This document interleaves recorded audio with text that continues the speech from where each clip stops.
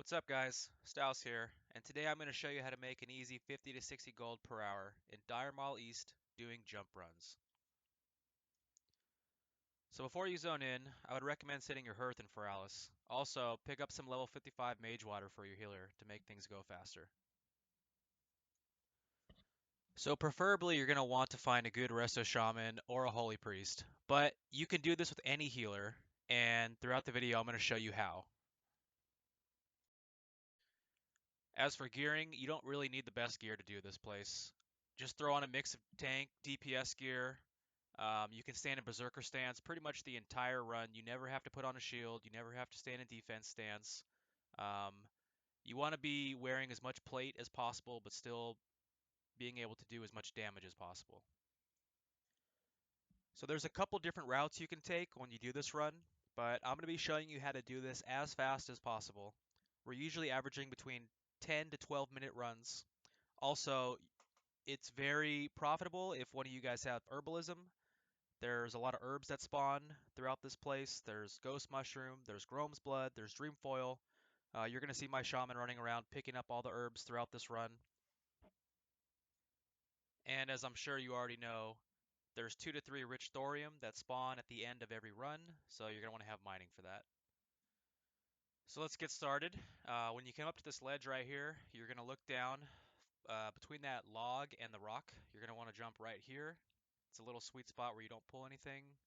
Just heal up, and throughout this room there's these packs of 3 Trents.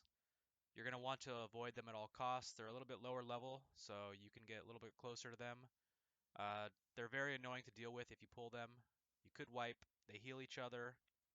As you see here, there's some Grome's blood. My healer is going to get that. And just make your way to the wall. So once you make your way to the wall over here, I'm going to pass by one of the book spawns where I'm jumping. Unfortunately, the book spawn isn't here right now, but just keep making your way along this wall all the way down and into the first boss room. So once you make your way over to this path here, depending on your RNG, you're going to run into some invisible satires. You'll see them before they see you. They're very easy to kill. And also, if you want to maximize your profits on these runs, you can actually sell these runs. There's 2 drops in here that are very desired, both by casters and melee DPS. There's a spell crit neck piece that drops off this next boss here, and I'll show you here in a second. We've been selling that for about 10 gold per run, and I'm sorry, 10 gold per drop. And there's a bow that drops off of the satire boss, the second boss. We've been selling that bow for about 20 gold per drop. We actually get some fell cloth to drop right here. There's also a ghost mushroom spawn, which spawn all throughout this instance. These guys also drop a lot of demonic runes, which every healer is going to want for raiding or for whatever reason. So just continue to hug this wall right here. You don't want to pull the packs on the left. Sometimes there's an invisible satire in the middle as well, and you can accidentally pull that and it'll pull the rest of the side on the left side. You can also use that last satire right there, which I didn't do, to just get a full rage bar going into this next boss. So when you pull this boss, just tank him in the middle of the water here. He does an AoE knockback, and you don't want to get knocked back into the mobs. He'll disarm you for a couple seconds. You can just wait it out. And then he also spawns 2 ads. They don't have a lot of HP, so you can just whirlwind them down. This boss can also drop Essence of Water, and we usually get about 2 to 3 per hour in this place. They usually sell between 20 to 22 gold. Sometimes this boss will just chain knock you back. It's very annoying, but just save your intercept so you can get to the ads if they get to your healer. You could get the weapon chain immune disarm enchant. Um, you don't really need it. The disarm's only a couple seconds. I usually just wait it out. It's no big deal.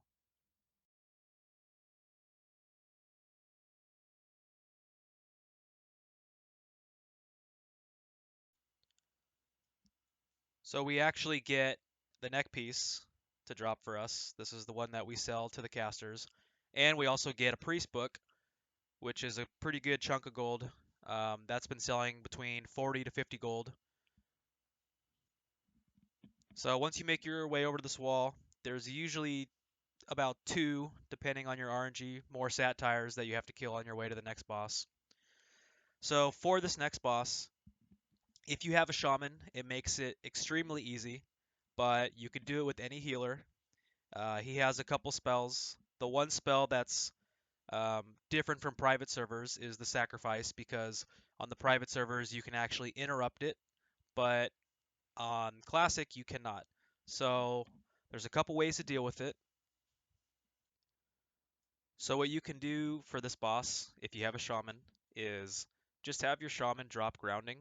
So when he does cast sacrifice, the grounding will always absorb the sacrifice.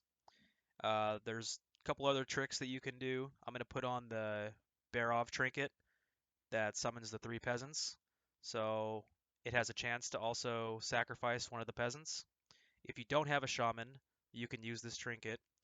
Um, or you can get the engineering shadow reflector and just pop that when he casts sacrifice, and the boss will actually sacrifice himself on the table. If you don't have any of these things, or if you don't have a shaman, just make sure your healer is topped off or your tank is topped off. If it goes off, it will not one-shot you if you have above 3.6k health, but it's just kind of annoying to deal with. But it can be dealt with if you don't have any of these. So right there, he casted sacrifice and he went straight for my healer. He sacrificed the totem. Just be ready to taunt him before your healer gets wrecked. And I also popped my Barov trinket. He has a chance to target one of those and sacrifice those to the table as well. As I mentioned earlier, this boss cannot be kicked on Classic. On private servers, you could just kick the sacrifice. So this is also where you'd want to use the Shadow Reflector trinket, and he would cast it on himself, and he would actually sacrifice himself. After you kill him, just make your way over to this ledge and jump back down. We're going to go back to the main room and talk to the big tree guard so we can open the door. You could go to the third boss, Lathandris. He's actually just to the left. You'd only have to kill 2 packs, but it usually adds about 3 to 5 minutes to your run. There is a book spawn that spawns right behind him, but we are trying to max our Arcane Crystal per hour farm, so we're just going to skip him for now. Once those 2 bosses are dead, you can go back and you're going to want to talk to this tree guard right here. Once you talk to him, he'll go and blow up the door. You can make your way to the last boss. You could cut through the middle and just follow this path all the way to the door. It's very risky, so we just go straight back to the wall and hug the wall pretty much all the way down. So there's a couple different things that'll make killing this last boss a lot easier. You can use stun grenades, you can bring sapper charges. Every 3 runs, you're going to have your retail up. Yeah, it'll pretty much one-shot all the imps.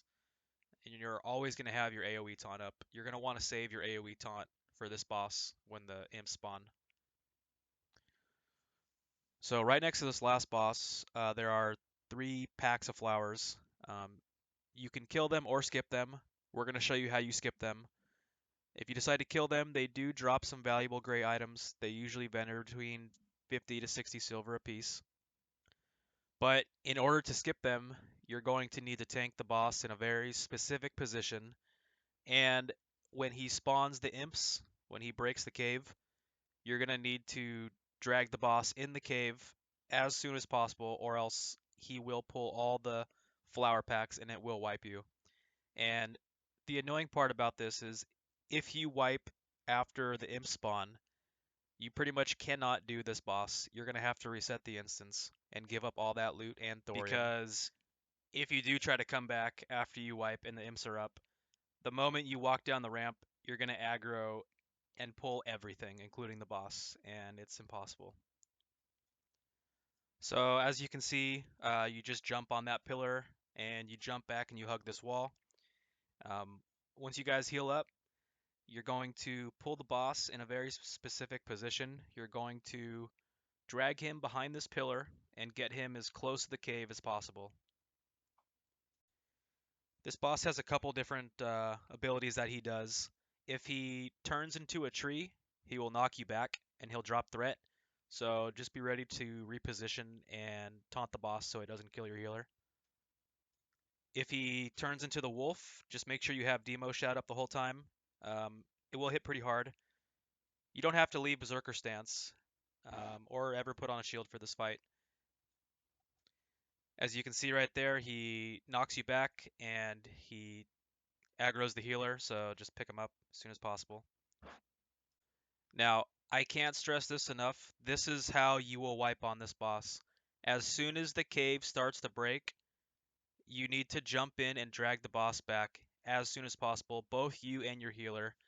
Even a second or two delay on that, and he will pull the entire room and you will wipe. So once you jump in the cave, make sure your shaman has stone skin totem up. The imps will not hit hard. This is where I use my AoE taunt. This is also where you can use your sapper charges, your retail, any stun grenades. If you have a holy priest, this makes it a lot easier. He can just holy nova down the imps. And he also casts a spell called Innervate, which drains quite a bit of mana from your healer. So you're going to want to interrupt that. It is a poison, so they can just dispel it. But if you have a priest, you really need to emphasize on kicking this boss and stopping that from going off. So if it's your guys' first time in here, I would just kill all three of the flower packs before you engage this boss, just to make things easier, and you can kind of see how this boss works on your own. So we don't actually get the best drops off this last boss. You're going to hope for the mace or the sword. They both vendor for 5 gold apiece. And as you could have seen, we didn't use any stun grenades, any dynamite, didn't use retail. It's very doable without any of that stuff. Of course, if you decide to use any of that stuff, which I'd recommend, you're just going to make it 10 times easier. Just remember to save your AoE taunt for this boss. And then just run up and farm your rich thorium. And for this instance, we didn't use any health pots. We didn't use any special kind of buffs or anything like that. It's very doable without that stuff.